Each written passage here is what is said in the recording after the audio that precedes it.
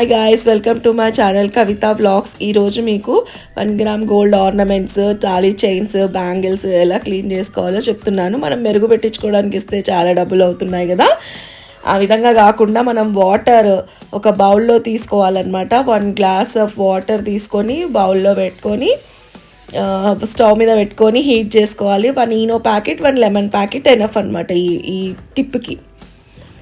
Next stove మీద పెట్టుకొని heat చేసుకోవాలి. ఇలా హీట్ చేసుకోవడం అప్పుడు మనకు కొంచెం వాటర్ హీట్ అయిపోయి దాన్ని ఒక ½ అన్ అవర్ వరకు దాంట్లో అన్నీ దింపేసేయాలి. ఒక 5 మినిట్స్లో దింపేసి పక్కన పెట్టుకోవాలి.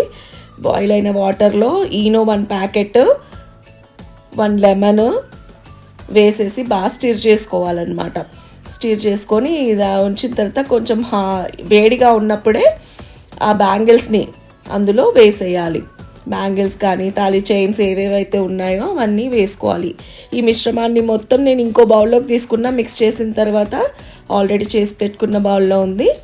ఈ విధంగా చేసుకొని మనం ఆ వేడిలో ఉన్నప్పుడే ఈ ఏవైతే ఆర్నమెంట్స్ బ్యాంగిల్స్ బ్లాక్గా అయిపోయాయో 1 గ్రామ్ గోల్డ్ జ్యువెలరీ దాంట్లో వేసి క్లీన్ చేసుకోవాలన్నమాట. అట్లానే పెట్టేస్తే ఒక 15-20 మినిట్స్ అలానే ఉంచేసేయాలి. ఆ వేడిలో ఆ వాటర్లో ఉంచడం వల్ల దానికి ఉన్న పట్టిన మొత్తము డస్ట్ అంతా కూడా క్లీన్ అయిపోతుంది. నల్లబడినవి కాస్త మెరుగు మంచిగా గోల్డ్ షైనింగ్లో వస్తుందన్నమాట. గోల్డ్ కూడా పనికి రాదన్నట్టు ఉంది. చూడండి ఎలా మిలమిలా మెరిసిపోతున్నాయో బ్యాంగిల్స్. ఇది ఎవరు అనుకోరనమాట ఇంత తెల్లగా అవుతాయా. కాకపోతే ఇవి ఆర్నమెంట్స్, స్టోన్స్ అలాంటివి మాత్రం వేయకూడదు, స్టోన్స్ ఊడిపోతాయి. దానికన్నా ఓన్లీ సాదా చైన్స్ అలా ఉంటాయి కదా బ్యాంగిల్స్, అవి మాత్రమే ఇలా క్లీన్ చేసుకోవాలి. ఇట్లా బ్యాంగిల్స్ని ఒక టవల్లో తీసుకొని క్లీన్ చేసుకోవాలన్నమాట. తుడిచేసుకోవాలి. ఆ వాటర్ అంతా పెట్టి మొత్తం తీసేసేయాలి.